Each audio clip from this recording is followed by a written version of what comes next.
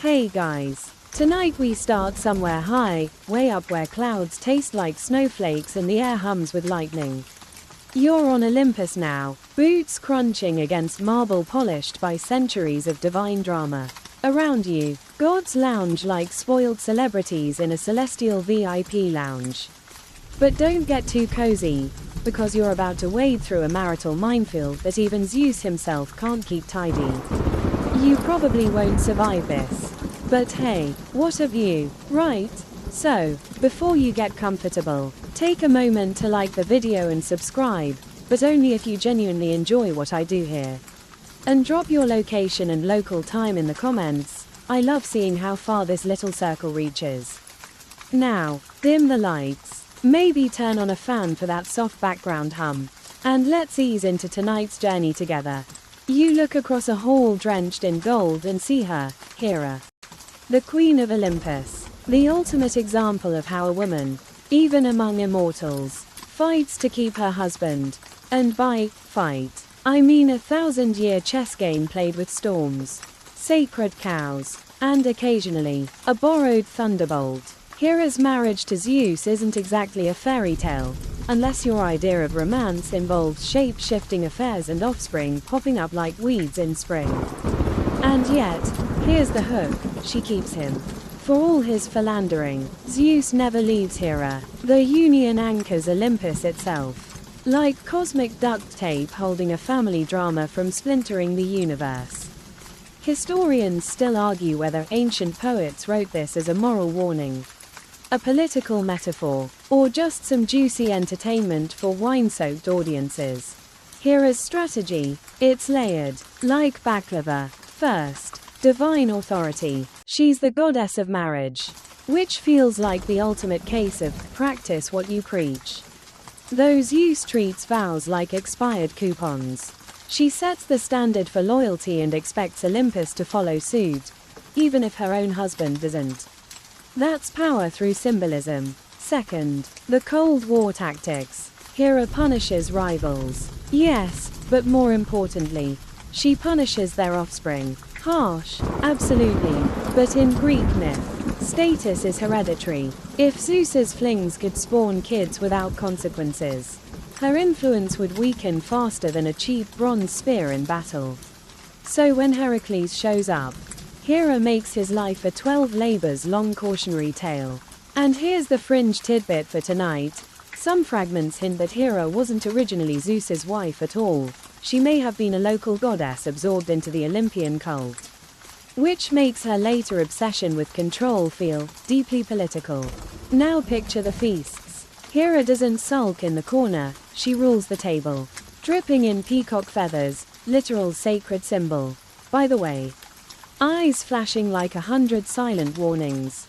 Every smile hides a blade, every toast a test. She knows that in a pantheon full of schemers, status is survival. Zeus might stray, but when the cosmos throws a crisis, guess who sits beside him on that throne?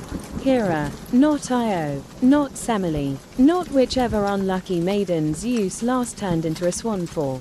Here's your first joke for the night. Imagine Olympus with group therapy. So, Zeus, how does turning into a bull make you feel?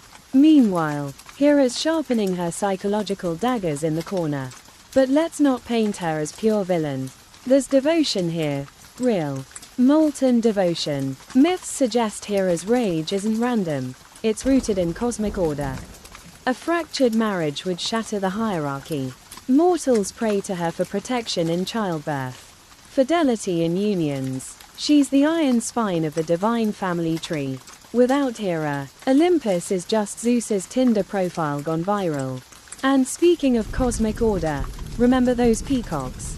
Ancient travelers recorded Hera's sacred bird as a status icon. Every eye on its feathers symbolized her vigilance, her omnipresence. A fringe interpretation claims these eyes were once stars Hera placed in the sky after avenging a betrayal, which is basically the mythic equivalent of a breakup playlist, except it glows forever.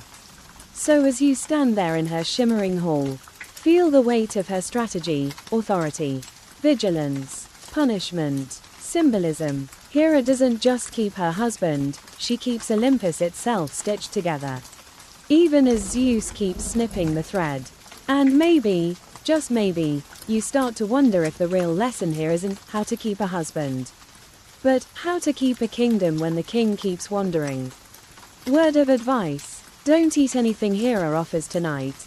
That smile, it might be dipped in nectar, but trust me, the aftertaste is pure vendetta. You leave Olympus with the echo of Hera's jeweled laughter still curling behind you. And now you're stepping onto the dusty earth of ancient Greece. No lightning bolts here, just the warm, coppery hum of cicadas and the faint salt of a distant sea. This is where the mortal wives live. And let me tell you, their lives, a whole different gamble. Imagine this: you're a queen in Mycenae or Tiryns. You've just married a man who's half god, half steroid commercial. His muscles could crush stone. His lineage screams destiny, and his attention span, about as steady as a candle in the Aegean wind. He might love you, but tomorrow he's off to wrestle sea monsters or fulfill some cryptic prophecy involving 3 riddles and a ball. And the other women, they're not just rivals, they're sometimes literal nymphs with hair that smells like eternal spring. Good luck competing with that. So how did mortal wives keep their wandering heroes tethered? Even loosely, 3 words: influence, alliances, legacy. These women understood something Hera taught by divine example: status sticks better than honey on warm bread. Take Penelope, the original queen of patience. Odysseus vanishes for 20 years, war, storms, Circe, Calypso. Honestly, was there an island he didn't visit, and Penelope doesn't pack up or move on? No, she builds a fortress of loyalty from within. Here's the mainstream historical fact: in Homeric Greece, a queen's role wasn't ornamental.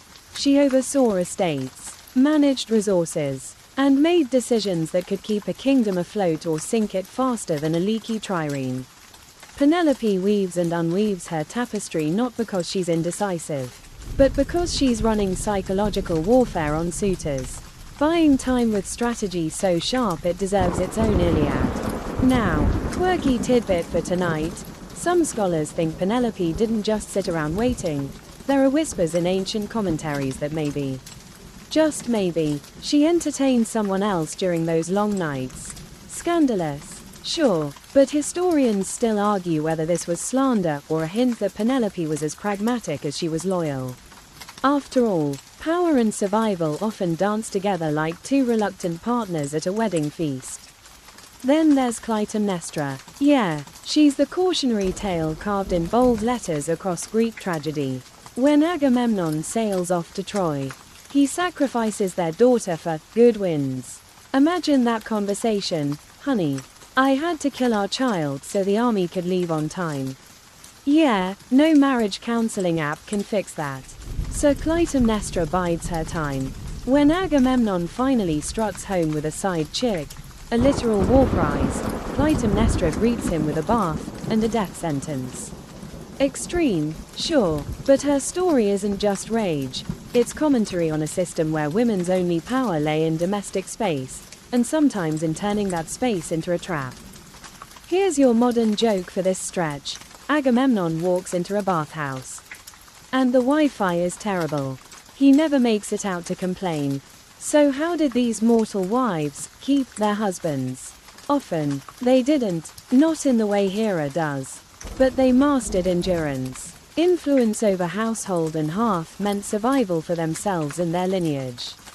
In societies where men courted glory abroad, women became the glue, managing estates, forging alliances, sometimes plotting revenge so artfully it made poets drool ink for centuries. Hospitality was another weapon. A well-fed, well-flattered husband comes home to honey cakes and scented oil. Not sulking or accusations. This wasn't passivity, it was strategy camouflaged in sweetness. Greek culture prized xenia, hospitality so sacred Zeus himself supposedly enforced it. A wife who embodied that ideal wasn't just gracious, she was unassailable. But don't mistake loyalty for weakness. These women were architects of legacy. Bearing sons wasn't mere biology, it was the trump card in a world obsessed with bloodlines. A queen with heirs could wield quiet leverage, leave me, and you jeopardize the dynasty you bled for. Historians debate whether these patterns in myth mirror reality or dramatize ideals. But the message rings clear, in a culture built on honor and oaths. A wife who mastered patience and perception could outwit fate itself, or at least delay its arrival. As you walk through the smoky halls of a Mycenaean palace, bronze gleaming in the torchlight, you sense it, that hum of invisible power, not the roar of battle or clash of gods, but the soft, relentless influence of women who understood that survival, in their world, was a long game played with threads, whispers, and sometimes, blood. And you wonder, if you were in their sandals, would you wait like Penelope, or sharpen the blade like Clytemnestra? The torchlight fades, and suddenly you're back where the air is heavy with divine perfume, Olympus again. But this time, you're not admiring the golden halls. No, you're peering into the quieter, darker corners where jealousy slithers like smoke through silk curtains. Forget Hallmark cards. Jealousy in Greek mythology isn't a flaw. It's an art form, a survival strategy wrapped in emerald and gold. Start with Hera, again, because she practically wrote the manual. We talked about her authority before, but let's lean in closer to the fire and watch how she sharpens jealousy into a weapon. Every affair Zeus indulges in, and there are enough to fill an ancient gossip column, becomes a campaign for Hera. She can't stop the thunder god from wandering, nobody can, but she can scorch the earth around him so thoroughly that lovers hesitate. Even if only for a heartbeat. Take Io, the priestess so beautiful Zeus couldn't resist. Hera sees through the cloud cover, literally, and what happens? Io ends up transformed into a cow. Not poetic metaphor, a cow. Picture that on your wedding registry, china set, linens. Bovine transformation. Why? Because Hera understood spectacle. She didn't just punish, she sent messages. Mess with me, and your life turns pastoral real quick. Here's your historical fact for the night. Jealousy in ancient literature wasn't portrayed as petty, it was divine justice. The Greeks saw gods as amplifications of human impulses. Hera's jealousy wasn't weakness, it was cosmic balance. If Zeus embodied unchecked desire, Hera embodied consequence. One without the other, the universe phrase. Now, the fringe tidbit. Some scholars believe Hera's vengeful streak is a remnant of older, pre-Olympian traditions, where powerful local goddesses were dethroned by incoming patriarchal pantheons. So when you hear stories of Hera chasing down Zeus's lovers, imagine it as cultural memory, a queen clawing to preserve her domain while the world rewrites her role. Historians still argue whether these myths are divine soap operas or coded histories of shifting gender power in the ancient Mediterranean. And it's not just Hera. Jealousy flows like dark wine through the veins of other goddesses. 2. Aphrodite, shimmering queen of love, isn't all roses and soft focus sunsets. She burns with fury when her beauty is questioned. Remember the judgment of Paris? 1 apple, 3 goddesses, and suddenly the Trojan War is trending for 10 straight years. Why? Because someone didn't pick Aphrodite as fairest. That's the ancient equivalent of losing a blue check mark, but with way bloodier consequences. Even minor figures wield jealousy like a scalpel. Take Eos, goddess of dawn. She falls for Orion, and when things don't go her way, the jealousy spiral spins so fast it sweeps in Artemis, Apollo, and a fatal arrow. All because hearts don't behave like obedient pets. Here's your modern joke for the night. Greek mythology is basically a group chat where someone always screenshots the wrong thing. And jealousy, it's the unread messages boiling in the corner. But why does jealousy work as a strategy?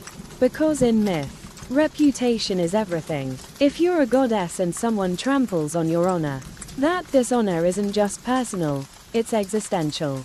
You fade when your name stops commanding awe. So, jealousy isn't pettiness, its preservation. Turn rivals into cows, sink their ships, unleash a plague, whatever it takes to remind the cosmos you're untouchable. As you stand under Olympus's jeweled ceiling, you feel it, the hum of tension woven into every harp note. Every goblet of nectar. The laughter sounds a little too sharp. The glances linger a little too long. You wonder if even now, a mortal woman somewhere prays for Hera's blessing, hoping to borrow that emerald fire. Because the lesson burns bright, in this world, love is fragile, power is fluid, and jealousy, wielded right, keeps both from slipping through your fingers like sand in the Aegean wind. And maybe, as the clouds part and you glimpse the mortal world again, you think, is this really about love? Or is it about not letting your story end as someone else's footnote? Hera knew the answer, so did Aphrodite. Maybe, deep down, you do too. The clouds thin, and now you're strolling through a moonlit glen where the air smells of crushed herbs and something sweeter, honey laced with secrets. You feel the crunch of leaves underfoot. And somewhere nearby, water drips from a bronze cauldron. This isn't just any night. This is where love potions simmer. And soft whispers carry more weight than swords. Because in Greek mythology, when jealousy and authority didn't cut it, some women reached for charms, spells, and old-world magic to keep a husband close, even if just for one night. Let's start with Aphrodite, the goddess who practically owned the patent on seduction. Married to Hephaestus, the god of fire and craftsmanship. And honestly, one of the hardest working dudes in Olympus, she still wasn't satisfied. Why? Maybe it was his limb. Maybe his endless tinkering. Or maybe the allure of forbidden fruit just tasted sweeter. Enter Ares, the god of war. Their affair was an open secret. And when Hephaestus discovered it, his revenge was almost comical. A golden net, invisible, fine as spider silk, spread across the marital bed. When the lovers met, they were trapped mid-embrace, hauled before the gods like contestants on a cosmic reality show. Here's your mainstream historical fact. Greek culture didn't idealize passion in marriage the way modern romances do. Love matches were rare, marriages were political, practical, transactional, which means that myths where women seek enchantments or spells to sway desire reflect a fantasy of control in a world where their agency was otherwise limited. And here comes the fringe tidbit. Some late classical texts hint that certain love charms involved highly unsettling ingredients, like brace yourself, fragments of grave dirt or menstrual blood mixed into wine. Historians still argue whether these rituals were symbolic or actually practiced in shadowed corners of the ancient Mediterranean. Either way, it tells you this: when love became a battlefield, women were willing to weaponize anything. Now shift the scene to a mortal myth, Medea. Ah, yes, the sorceress whose name still tastes like smoke and salt. She didn't just brew a potion, she brewed entire destinies. Medea uses her magic to help Jason snag the golden fleece, and for a while it works. Love binds them tighter than any oath. But here's the catch: magic can spark desire, but it can't solder loyalty. Jason eventually eyes a younger bride. And Medea's revenge, legendary, operatic, dripping in blood and tragedy. It's the mythic mic drop no one forgets. So, you're probably wondering, why did these charms matter if gods and men still strayed? Because power isn't always about permanence. Sometimes it's about the illusion of choice. A potion, a whispered spell, a garland of roses steeped in secret herbs. These acts were small rebellions against a world where women's voices were hushed. They turned desire into a lever, even if just for a fleeting moment. Here's your light joke before things get too dark. Imagine explaining a love potion to a modern therapist. So, you poisoned his wine with moonlit herbs. Well, technically it was a controlled infusion. Good luck finding that in the self-help section. But let's not romanticize too hard. Love magic was risky business. Ancient Greek texts drip with warnings: misuse it, and the gods will slap you down faster than Hermes on a sugar rush. And yet, the stories persist because they echo something human, the yearning to hold on. To sway a heart that feels slippery as an eel. You can almost hear those whispered invocations beneath the trees. Feel the cool weight of a clay vial in your palm. Taste the bittersweet tang of desperation steeped in honey and herbs. As the night deepens, the cauldron's steam coils upward like a question mark. Can magic make love last? The myths answer softly but firmly, not really. At best, it buys you time, at worst, it burns everything to ash. And yet, generation after generation, from Olympus to the humblest hut, women tried, because when love feels like a storm, even a spark of control can feel like salvation. And just as you're about to leave the glen, a breeze stirs the trees, carrying a whisper that sounds almost like laughter. Maybe it's Medea's, maybe it's Aphrodite's, or maybe it's yours. Realizing that in this game, the real potion was never in the cup but in the courage to try. The glen fades behind you, and now you're stepping into a palace where shadows are longer than spears. And secrets hum behind every marble column. This is where power doesn't shout, it whispers. Because while gods hurl thunderbolts and heroes swing swords, women in Greek mythology often ruled the battlefield of influence. Welcome to the world of omens, prophecy, and politics done in hushed tones over oil lamps. You move down a corridor lined with frescoes, queens with diadems, fingers grazing laurel wreaths, eyes fixed on something beyond the visible. That something, fate, or at least, the ability to bend its edges. If you couldn't physically chain a husband, and let's be honest, that rarely worked out well for anyone, you could make yourself indispensable in the game of destiny. Let's start with a heavyweight example, Themis, goddess of divine law. She's not flashy, no glittering scandals, no cow transformations, but her weapon is prophecy. She advises Zeus himself, steering the king of gods toward decisions that uphold cosmic order. Without Themis, the Olympian regime might have cracked like old pottery. The trick, her influence isn't loud, it's baked into the rules everyone follows. Zeus may thunder, but Themis writes the fine print. Now, bring the lens down to mortals. Think of Andromache, wife of Hector. She doesn't swing swords, she wields foresight. In the Iliad, she warns Hector not to face Achilles, pleading from a place of bone-deep intuition. Hector ignores her. Spoiler, bad move. And the tragedy that follows proves her wisdom.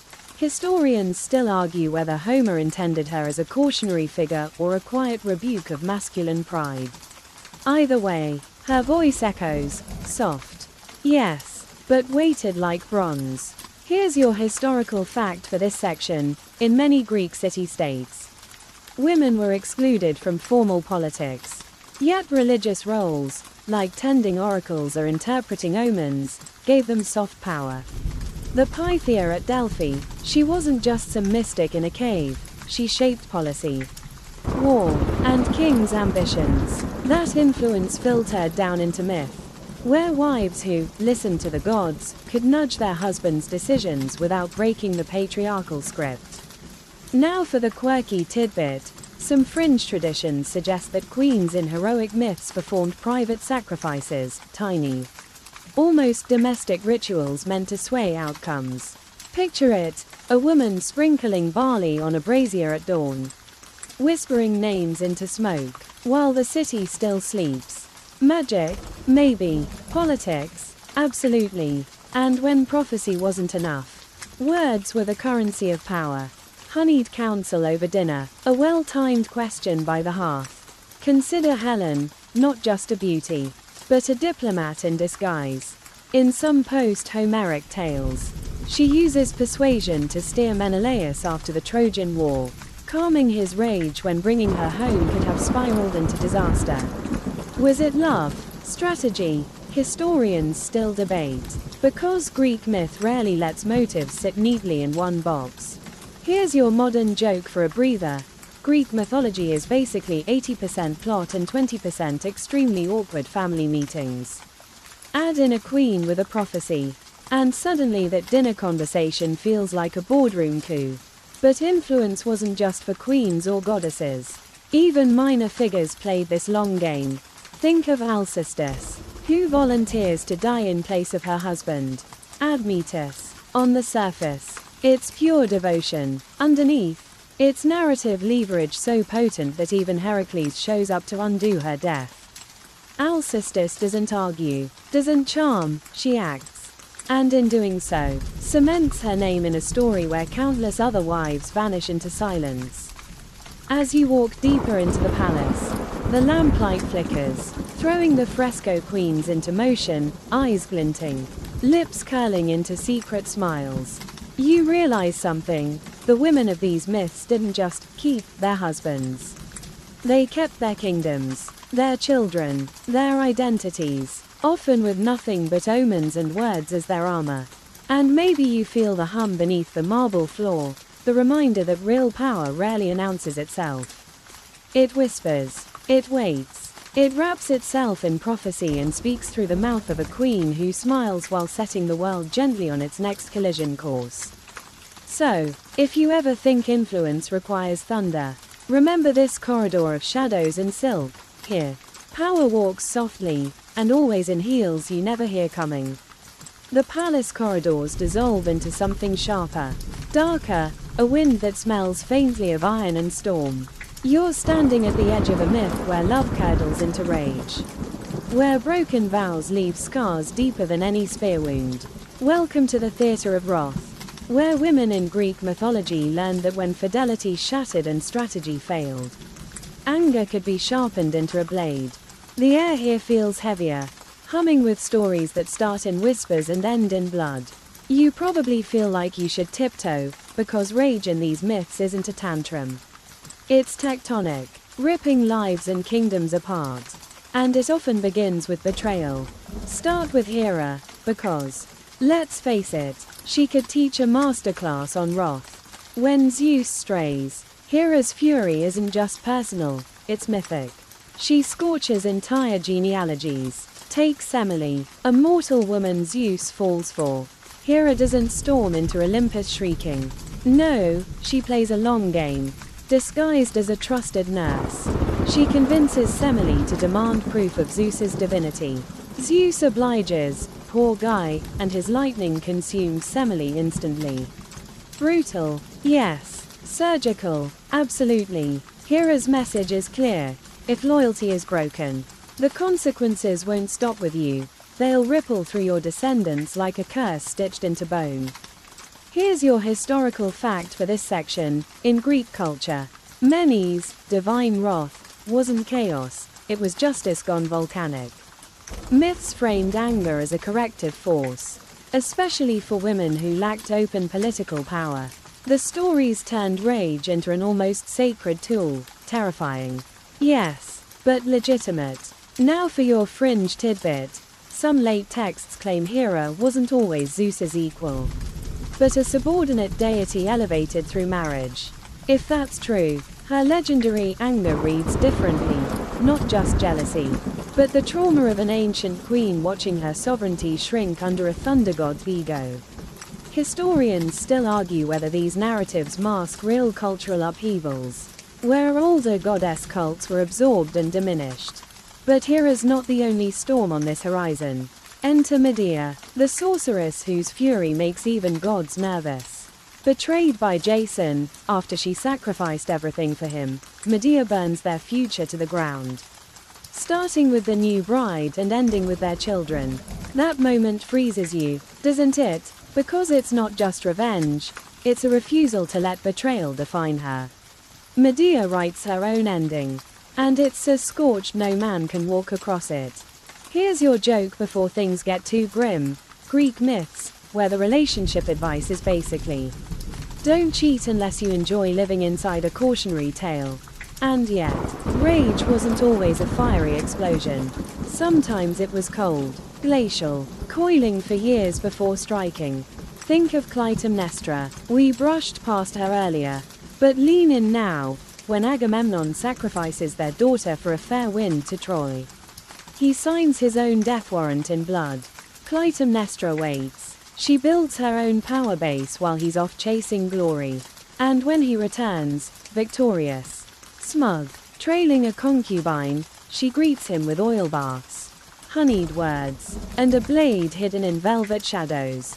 Historians debate whether her act was monstrous or political justice, but either way, it carved her name into eternity. And here's the thing, wrath wasn't random. It had rules. It operated like a warning system in a culture obsessed with time, honor. Cross a woman bound to the sacred order of hearth, family, or vows, and you weren't just offending her, you were defying the cosmos.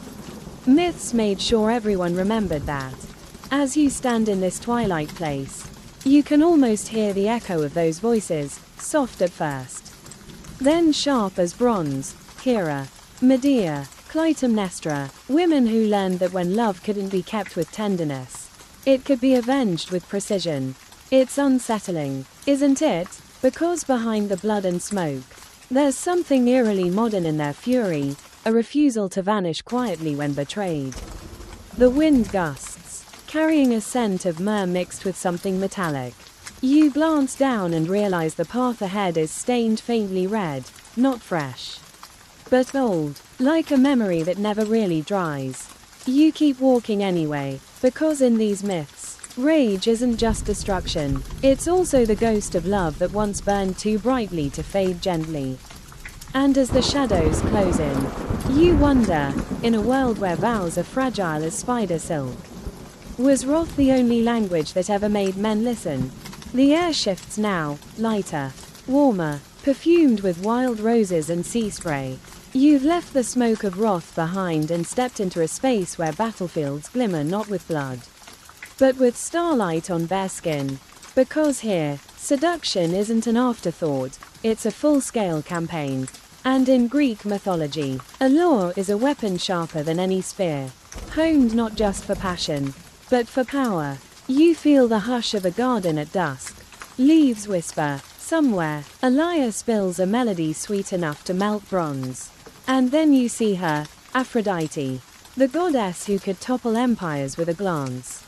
She doesn't need rage or prophecy. Her arsenal is beauty so overwhelming it bends will like wind bends grass. But, and here's the kicker, she uses it strategically. Take the Iliad. The Greeks and Trojans are locked in a war that's basically a decade-long group text gone toxic. And Aphrodite, she slides into the plot like a velvet dagger. She lends Helen her shimmer, amplifying the magnetism that launched 1,000 ships. Historians still argue whether this tale moralizes against female charm or glorifies it as divine inevitability. Either way, the message sticks. Desire can do what armies can't. And then there's Hera, Queen of Olympus. Who knows seduction isn't beneath her dignity? Remember when Zeus tried to rally gods during the Trojan War? Hera, desperate to tilt the scales, decides diplomacy needs an upgrade. She borrows Aphrodite's magic girdle, basically the cosmic equivalent of a dating app blow up, and visits Zeus. Cue the thunder god melting like wax near a bonfire. While he's busy swooning, Hera pulls the strings of fate. That's not flirtation, that's geopolitical maneuvering in a silk robe. Here's your historical fact. Beauty in Greek culture wasn't just aesthetic, it was moralized as kalos, a sign of virtue and power. To wield it consciously was like harnessing lightning in a jar. Women in myth knew this. And their stories dramatize a truth that scholars still debate. Did these narratives empower women or warn against them? Fringe tidbit. Some vase paintings depict Aphrodite handing girdles or mirrors to mortal women, suggesting cult rituals where seduction was framed as sacred duty. Imagine that. Glamour as devotion. Lipstick as liturgy. Now, lean closer, because this garden hums with another layer. Transformation. Shape-shifting seduction isn't just Zeus's party trick. Women use it too. Think of Circe, not content with mortal beauty. She infuses herself with enchantment so potent even Odysseus falters, until he meets her with equal cunning. Circe's charm isn't just about flesh, it's about reshaping reality itself. Turning rivals into pigs, lovers into myths. Here's your modern joke to lighten the mood. Circe didn't ghost her ex, she farm animaled him. That's next level breakup energy. But seduction wasn't always sorcery or divine glow. Sometimes it was mortal craft. Perfume ground from myrrh. Garments woven with threads that shimmered like dawn. Picture Helen at her loom, embroidering scenes of war, a woman turning domesticity into theater, reminding men of what's at stake. Historians whisper that such details weren't fluff. They reflected real cultural anxieties about women's power in private spaces. A flicker of the eyes, a tilt of the head, small gestures that could redirect rivers of history. And here's the paradox humming through this garden: seduction is power. Yes, but it's also peril. For every Helen who bends kings to her will, there's a Pandora, crafted to charm, yet cursed as chaos incarnate. These myths didn't just celebrate allure, they warned against it like a flame that both warms and devours. You feel that warning now, in the scent of flowers too sweet, the music just a shade too languid. As twilight deepens, you catch a glimpse of Aphrodite again, smiling, lips curved like a secret. Around her, history, myth, and desire blur into a single shimmering thread. And maybe you realize something uncomfortable. In this world, seduction isn't sin or accident. It's strategy, a battlefield draped in roses. You turn to leave, heart thudding with the weight of that truth. Behind you, the garden hums on, eternal, whispering in voices soft as silk. Power comes in many forms. This one wears perfume. The garden fades, petals dissolving into smoke. And now you're walking through a long colonnade bathed in golden light. There's a hush here, but not the hush of secrets, the hush of something heavier. Older, lineage. In Greek mythology, beauty may sway hearts, but bloodlines anchor legacies. Tonight, you're stepping into the strategy of motherhood, a role that looks tender on the surface but in these myths is as sharp and calculated as a Spartan blade. The first thing you notice: statues everywhere, stone mothers cradling infants like they're holding kingdoms. Because in this world, a woman's most enduring leverage isn't a whisper or a spell, it's an heir. A child, especially a son, is both shield and sword, securing her place even when the gods grow fickle and husbands stray like restless winds. Let's start with the big names. Take Leto, mother of Apollo and Artemis. Zeus dallies, as he does, and Hera erupts, not just at Leto but at the unborn children. Hera bans her from giving birth on any solid land. Imagine that, pregnancy is an odyssey. Leto finally finds refuge on Delos, a floating island, loophole much. She gives birth there, and those twins grow into deities who shape entire mythic eras. That's the power play. A woman's scorn turns her exile into a dynasty. Historians still argue whether Leto's tale mirrors old fertility cults or dramatizes resilience against cosmic politics. But either way, her endurance rewrites the board. Here's your historical fact. In ancient Greek society, childbirth wasn't just biological, it was civic. Sons meant soldiers, heirs, the continuation of oikos, the household, which was the backbone of Greek life. A wife who bore strong children earned status that even infidelity couldn't erode. Now for the fringe tidbit. Some obscure texts hint that mothers in heroic myths were believed to store fragments of divine power when they bore demigods, like their bodies became living reliquaries of cosmic force. Is that real theology or poetic flourish? Historians still debate, but you can feel the aura of it as you walk past those statues. And then there's the mortal world's queen of motherhood strategy, Penelope. Yes, her again. Her weaving trick gets the spotlight.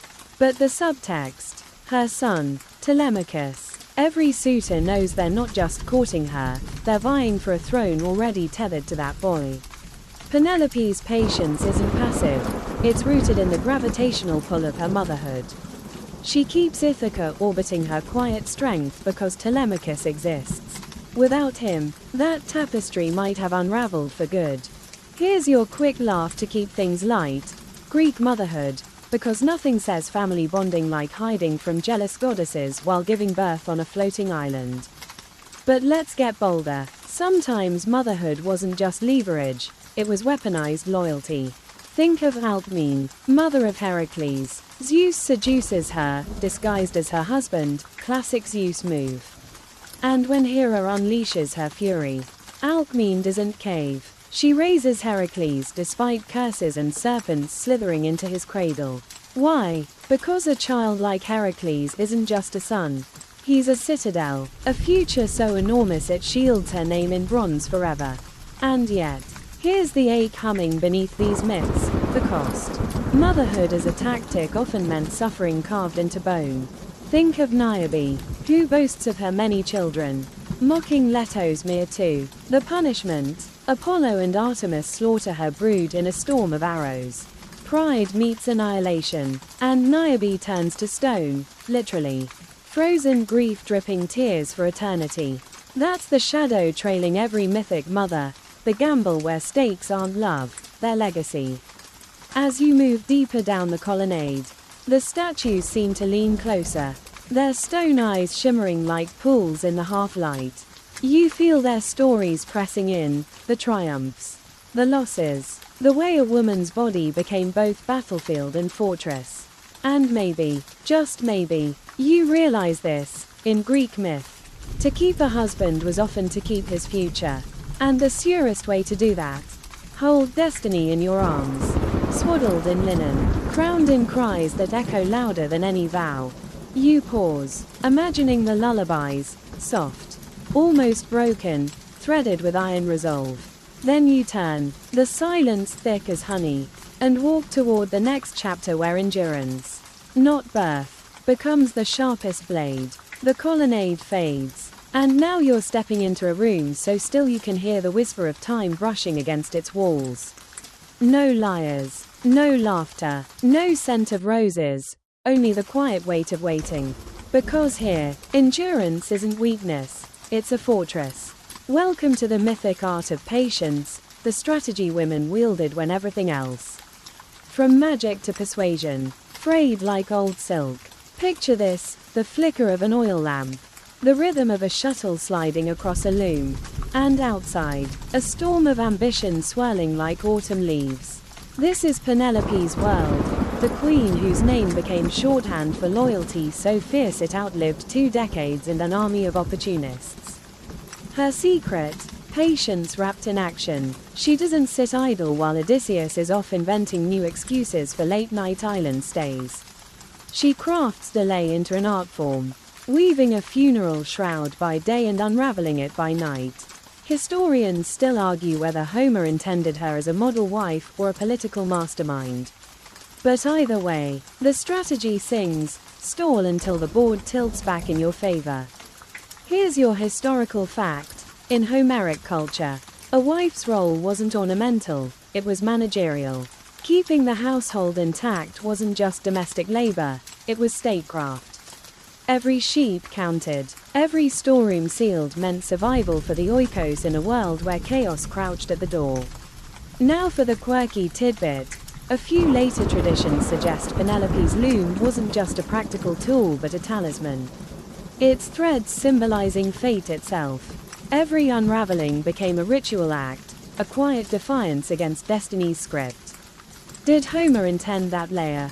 Or did later poets embroider it in? Historians still debate, and probably will until the last scroll fades to dust. But Penelope isn't the only architect of patience. Think of Alcestis, the woman who literally dies to save her husband. Admetus. Her story isn't passive resignation, it's an endurance that punches through the veil of death itself. She steps into darkness because she knows sacrifice can bind tighter than any vow.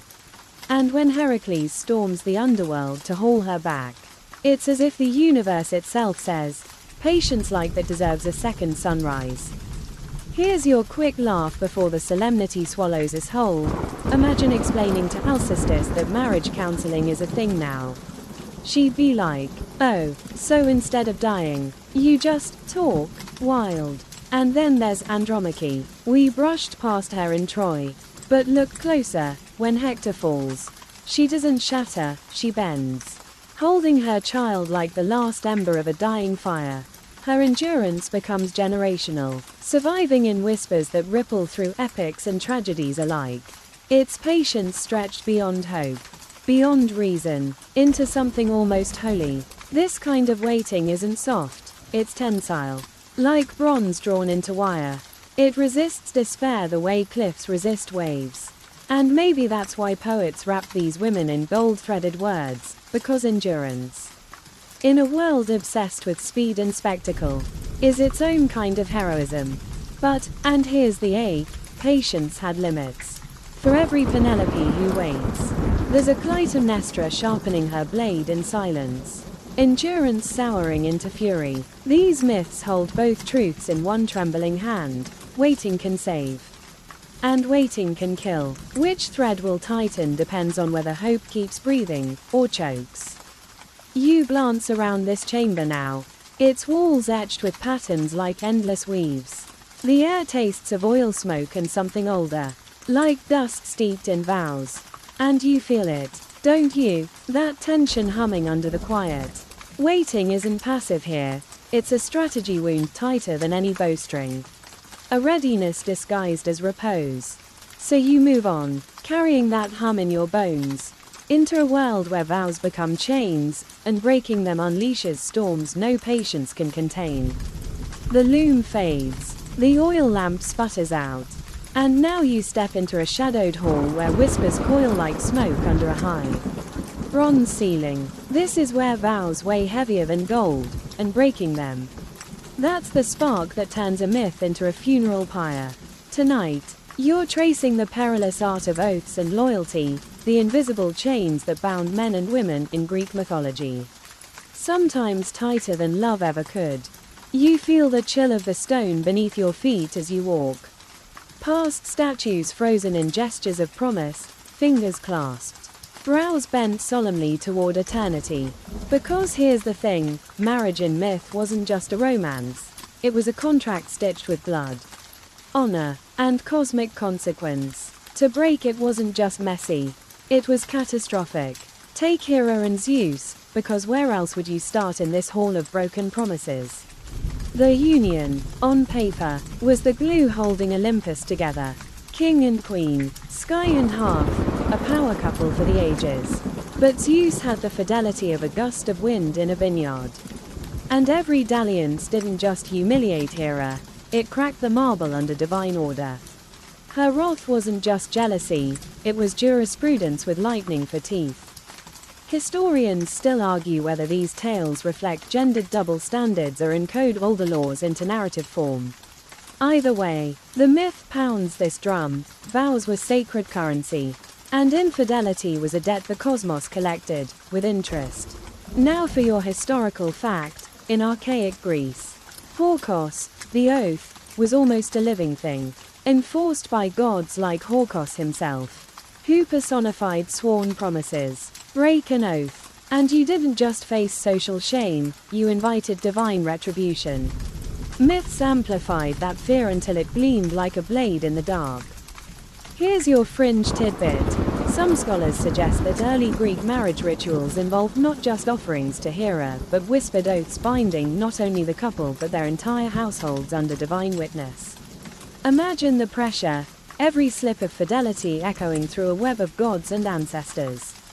And when those chains broke, women in myth often had two choices: endure or annihilate. Clytemnestra chose the latter. We've seen her wrath, but let's linger on the vow that sparked it. Agamemnon didn't just cheat, he shattered the bedrock of their union by killing their daughter in the name of wind and war.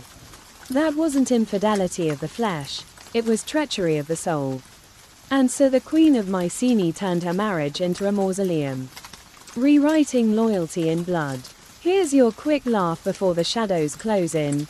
Greek marriage counseling probably sounded like, have you tried not sacrificing your children? But sometimes, the chain cut both ways. Remember Alcestis? She honored her vow so fiercely she died in her husband's stead, a devotion so incandescent that Heracles stormed death's door to drag her back. These stories ripple with contradiction. Vows can damn or redeem, break empires or birth legends. And what about Helen? Her elopement with Paris wasn't just adultery. It detonated a network of oaths sworn by Greek kings to defend her marriage. The Trojan War was less about love than about legalese with swords. Every ship that sailed to Ilium carried the weight of an oath like a fuse trailing fire. Historians still debate whether this myth reflects real diplomatic norms or just dramatizes male anxiety about female agency. But either way, the lesson hits hard. In this world, a broken vow could drown a continent in blood. As you stand in this hall, the silence feels taut as a drawn bow. You sense the ghosts of promises made under starlight, of hands clasped over altars while incense curled upward like thin white lies. Some vows held, others shattered like clay in frost.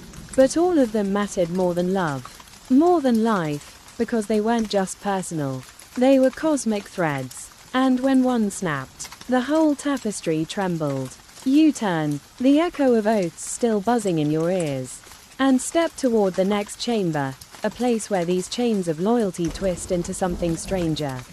Something that hides daggers under silk, manipulation. The echo of broken vows fades, and you slip into a hall shimmering with veils and whispers. This is no battlefield, no sunlit colonnade. This is a labyrinth of glances, secrets, and honeyed words. Here, manipulation isn't treachery, it's survival dressed in pearls. Because in Greek mythology, when force failed and patience frayed, women learned to bend the currents of power without ever raising a sword. The air here smells faintly of myrrh and warmed honey, the scent of sweet things masking sharper flavors beneath. You pass frescoes of queens leaning close to kings, fingers grazing goblets, lips curved in words that could topple cities. Because persuasion in these myths wasn't idle chatter, it was an art form. Practiced like archery, every phrase aimed at a pulse point. Start with Helen, not the runaway bride, but the diplomat history forgets. After the Trojan War, Homer gives us a glimpse of Helen in Sparta, weaving not just cloth but words. She soothes Menelaus's pride, smooths over old wounds like polishing tarnished bronze. Was it guilt? Strategy? Historians still argue, but the image endures. Helen turning language into olive oil, slicking the gears of peace so her world doesn't splinter further. And then there's Hera again. Because let's face it, Olympus runs on her intrigue. Remember when Zeus plotted to crush Troy? Hera's resistance wasn't a spear, it was a smile.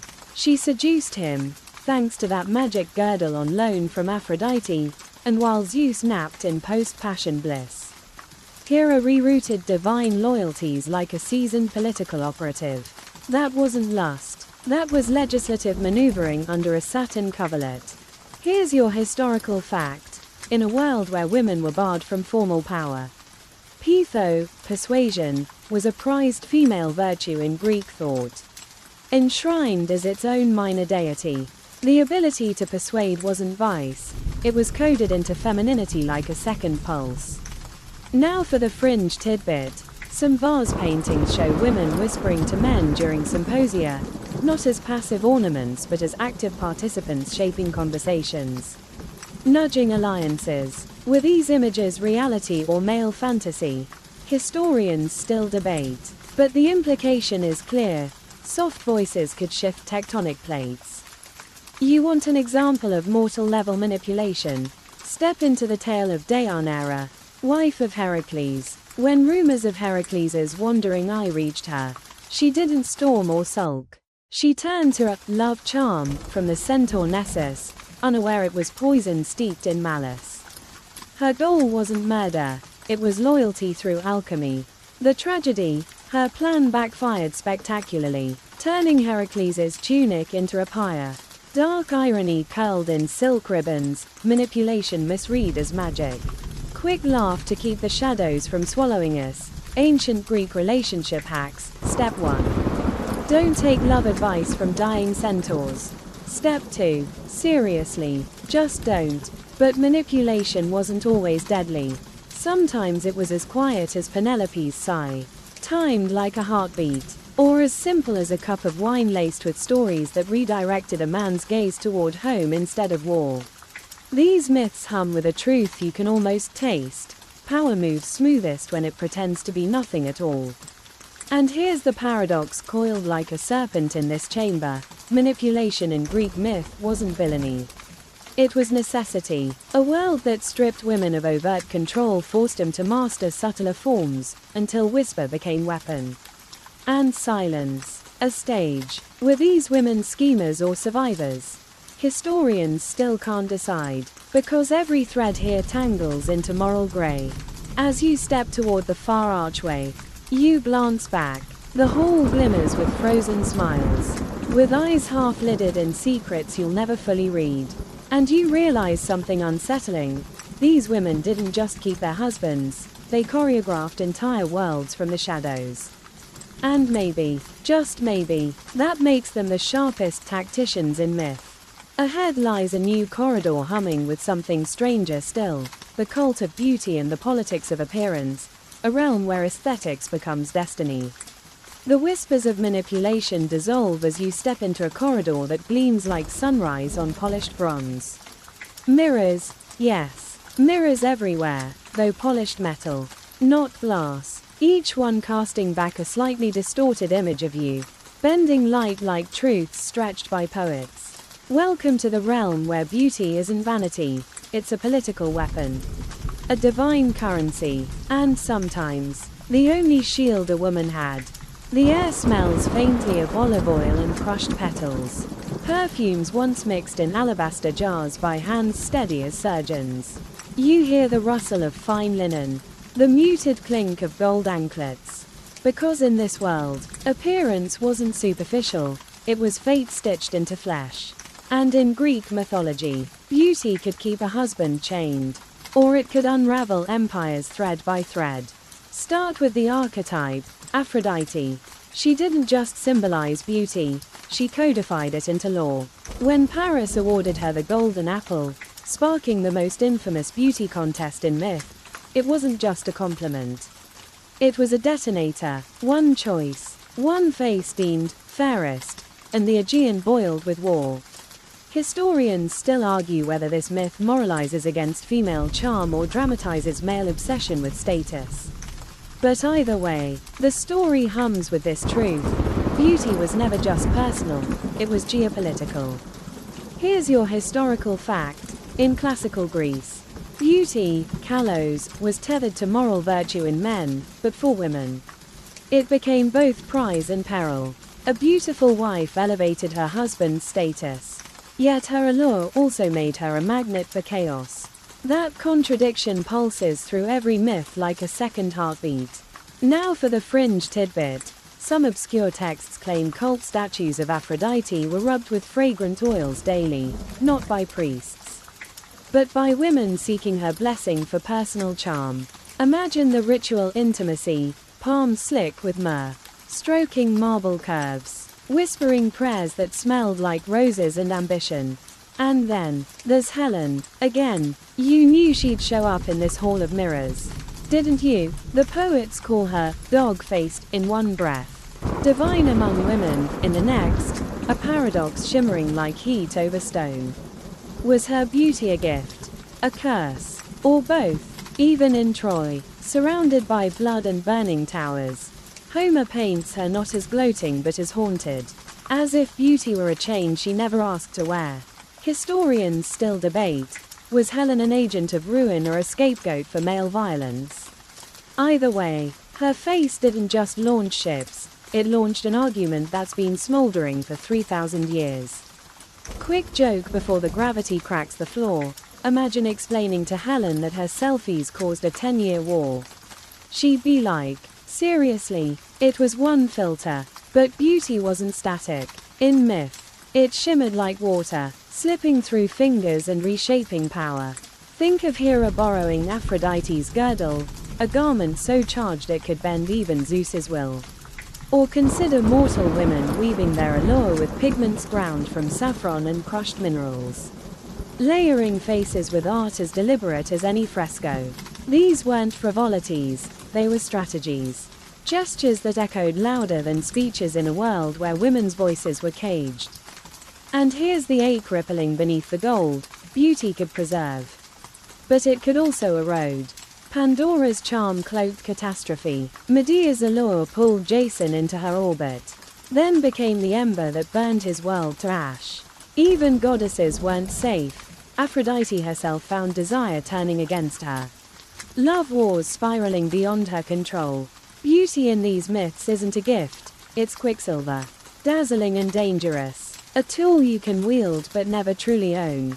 As you walk past the last mirror, your reflection fractures into a dozen shards, each one catching a sliver of your face, your hands, your heartbeat. And maybe you wonder, in a world where beauty was both crown and collar, how many women wore it willingly, and how many wore it like a blade at their throat? Ahead, the corridor narrows into something raw, almost feral, the wilderness of metamorphosis, where women didn't just wield beauty or words. They rewrote the rules of existence itself. The mirrored hall fades, and the air thickens with the scent of wild thyme and damp earth. Shadows stretch long across jagged stones, and somewhere in the distance, a wolf howls, a sound older than temples, older than vows. Welcome to the wilderness of metamorphosis, where women in Greek mythology didn't just play by the rules, they changed the very shape of the board. The ground crunches beneath your feet as you step into a glade where trees twist like dancers frozen mid-motion. You feel it, don't you? That pulse beneath the soil. The hum of stories where transformation wasn't curse alone, it was power. When every other weapon failed, when beauty, persuasion, even wrath ran dry, there was always one last card to play: become something else. Start with the primal tale, Daphne. Apollo burns for her, a god in full pursuit, his hands stretching like molten gold toward her skin. But Daphne refuses to fold into his desire. So she calls to her father, a river god, and in a heartbeat that cracks like thunder, her flesh ripples into bark. Her fingers sprout into laurel leaves. Escape becomes eternity. Historians still argue whether this myth reads as liberation or erasure. But either way, Daphne rewrites her ending, not as a wife, but as a tree crowned in green immortality. Here's your historical fact. Shape-shifting in Greek myth often intersected with feminine agency, functioning as a narrative loophole in a patriarchal cosmos. Transformation became the ultimate form of no, a refusal carved into biology. Now for the fringe tidbit. Some late Orphic hymns suggest that metamorphosis stories weren't just metaphors but encoded initiation rites, rituals where women symbolically died into new forms to claim spiritual power. Was Daphne's flight once a sacred drama under moonlight? Historians still debate, and the shadows here seem to smirk with secrets. But metamorphosis wasn't always escape. Sometimes it was punishment laced with irony. Think of Io. Turned into a cow to hide Zeus's infidelity. Humiliating, yes, but that bovine exile forged a bloodline that would birth Heracles. Even in degradation, transformation smuggled destiny inside its ribs. And then there's Medea, again.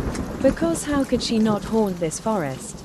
Sorceress, foreigner, mother, fury incarnate. Her metamorphosis isn't physical but moral, a slow shedding of skins until love's glow hardens into obsidian rage. By the time she rides away on a dragon chariot, Medea isn't just a woman scorned, she's an elemental force, slithering beyond the reach of mortal law. No roots, no chains, only fire and sky. Quick joke before the leaves get too heavy with meaning. Greek mythology basically invented the phrase, "I need a fresh start," except their version was, "I'm a shrub now, good luck texting me." And here's the twist humming through this grove. Metamorphosis wasn't always solitary. Some women chose it to keep their husbands, or their memory. Think of Thetis, sea goddess and mother of Achilles. In early myths, when Peleus tries to bind her in marriage, she shape-shifts, lion, serpent, flame, testing his grip. Not malice, but measure, proving whether he's strong enough to hold her without breaking. Transformation as courtship ritual, love forged in the crucible of flux. You feel it now, that wildness coiling in the roots. The sense that identity here isn't fixed, it's fluid. Molten, shimmering like heat over stone. And maybe that's the ultimate lesson these myths hum in their chlorophyll hearts, when the walls close in.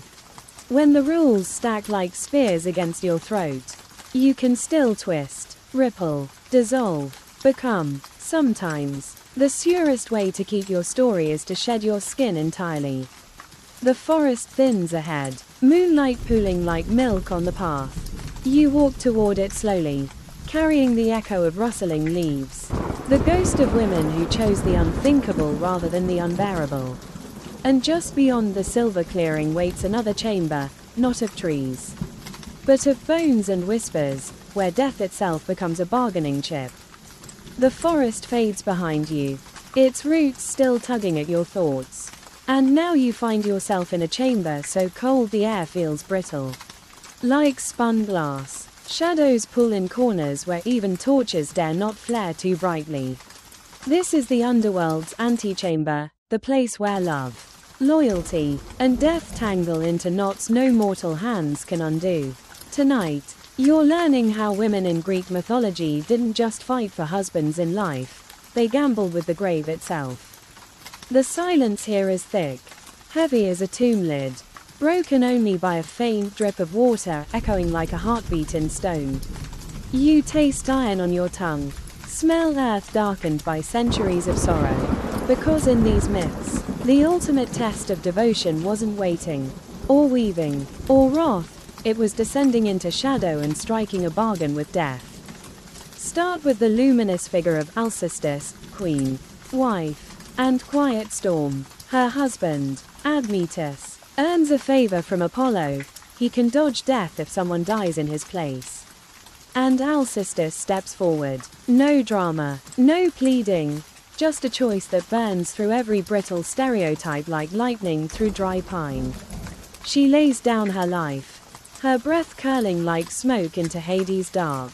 Historians still argue whether this tale idealized wifely submission or canonized radical self-sacrifice.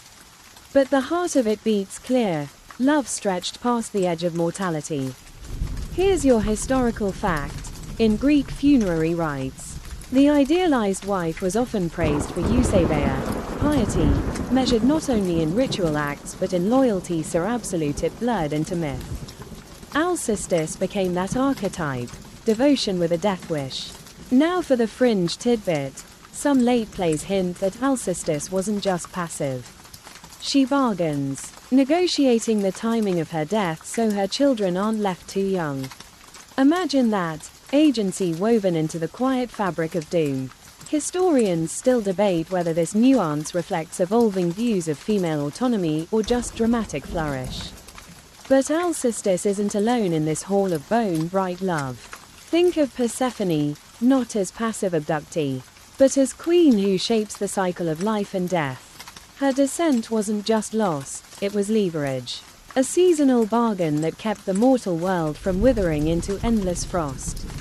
For Demeter, her mother, love sparks famine, a weapon forged from grief. Entire crops rot because one bond snaps. That's myth whispering its cold equation, love can tilt the axis of the earth. And then there's Eurydice, shadow bride. Her story braided to Orpheus like ivy clinging to marble. He sings his way past shades and serpents, his music melting even Hades' obsidian heart. And Eurydice, she waits, steps, stretches toward the light, until Orpheus glances back. One look, one sliver of doubt, and she slides into darkness again. Historians still debate whether her silence in the tale signals tragedy's inevitability or critiques the fragility of male trust. Either way, the story carves its truth into stone. Love in this world is always a razor, bright, seductive, fatal. Here's your quick laugh before the gloom swallows us whole. Imagine pitching Alcestis to Netflix. Tagline, she gave him everything, including her pulse. But behind the quips, Something stirs like a draft through a crypt. These myths pulse with a chilling symmetry. Women bargain their lives for men, rarely the reverse. Sacrifice becomes a gendered script, repeated until it calcifies into cultural bone. Yet here's the twist coiled inside that script: every descent cedes power. Persephone returns crowned in shadow. Alcestis walks back through death's door with Heracles at her side. And even Eurydice, silent, spectral, haunts the stage so hard we're still humming her name. You move toward the far archway now, its threshold glimmering faintly, like frost catching starlight. Beyond it lies the final chamber, a room that hums with endings, with reckonings, with a truth so quiet it almost feels like mercy, the cost of these myths. And what lingers when the echoes fade? The frost-bound arch yields to a space so vast and silent you almost hold your breath. No gilded columns here, no veils of myrrh, just a horizonless expanse washed in pale, silvery light. The myths have burned through their colors. And now you stand in a landscape of echoes, where every tale you've walked hums like a distant harp string, fraying into the dark. This is where we count the cost, and maybe the quiet triumph, of how women in Greek mythology kept their husbands, and what that effort carved out of their lives. The ground beneath you is smooth, like marble scoured by centuries of wind. And as you walk, figures drift through the mist, Penelope bending over her loom, Alcestis stepping through Hades' shadow, Medea with her eyes lit like embers, Helen gleaming and broken as a shattered chalice. They don't speak, they don't need to, their stories have already been stitched into the skin of Western imagination, bright as scars. Here's the truth whispering through this white hush: every strategy, patience, persuasion, wrath, metamorphosis, carried a price. Penelope's endurance calcified into decades of loneliness, her cleverness twisted by suitors into a game of survival. Clytemnestra's vengeance left her ruling a kingdom of ghosts, her bed sheets reeking of blood. Even beauty, the shimmering crown poets praised, turned to shackles, dragging Helen across seas of fire and bone. Historians still argue what these myths were meant to teach. Were they cautionary tales warning women to obey, or veiled tributes to resilience under chains? Were they male fantasies gilded in heroics, or cultural memory of matriarchal power recast as menace? No one knows, not really. And maybe that uncertainty is the most honest thing about them. These stories hold a mirror, and the reflection keeps shifting like ripples on black water. Your historical fact for this last stretch: Greek myth was never static. In Athens, Penelope might be an icon of virtue. In Sparta, Helen's defiance could almost smell like heroism. Context bent these women like wind bends reeds, yet their names endured, carved into marble and memory long after real queens crumbled to dust. And a final fringe tidbit before the silence folds in: fragments of lost plays suggest alternate endings where Medea doesn't flee, where Helen returns unscathed, where Eurydice speaks her own lines. What would those worlds have felt like? We'll never know. The scripts are ash, the voices wind. Quick laugh before the fade: imagine if these women had group chat. Troy wouldn't stand a chance. Now you pause, because this hall has no door, no threshold, only a slow dimming, like the wick of a lamp curling into its own smoke. And here's the last whisper these myths leave trailing across your skin: keeping a husband in this cosmos was never about love alone.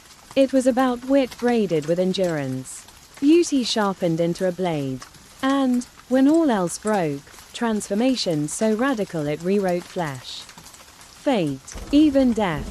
And maybe that's why these stories still thrum in the dark, not because they show how women clung to men, but because they show how, when cornered by gods and kings and iron laws, they carved out something like sovereignty, sometimes in blood, sometimes in silence, sometimes in the green hush of a laurel tree. The mist presses closer now, soft as down, cool as water sliding over stone.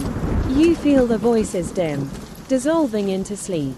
And now, slow your breath. Let the weight of all those names drift from your shoulders like a cloak sliding off in moonlight. Penelope, Alcestis, Helen, Medea, they've walked beside you for hours, whispering their secrets in oil lamp glow. But you're back now, aren't you? The room around you is quiet.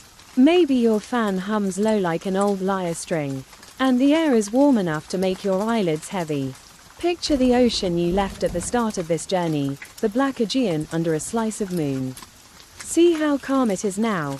No ships burning on its surface. No gods shouting from the clouds, just water breathing in slow tides. Silver sliding over its skin. Let your mind be that sea, emptying the clamor, keeping only the soft shimmer of what matters, endurance, beauty, transformation, not as burdens, but as whispers of strength curling at the edge of sleep. If your thoughts stray, let them, like reeds bending in the wind. Every story we traced tonight was a reed, rooted deep, swaying through storms, never quite breaking. Maybe you feel a little of that rootedness now, deep in your chest, anchoring you as your body loosens like warm wax. Close your eyes, inhale once, slow as a tide pulling back from the sand. Exhale, and let go, of myths, of marble halls, of everything but the hush in your own breath. The echoes will still be there tomorrow, etched in the dark like constellations, but for now, drift. Let the night cradle you the way Thetis cradled her son, soft and endless as the sea. Sleep well, traveler,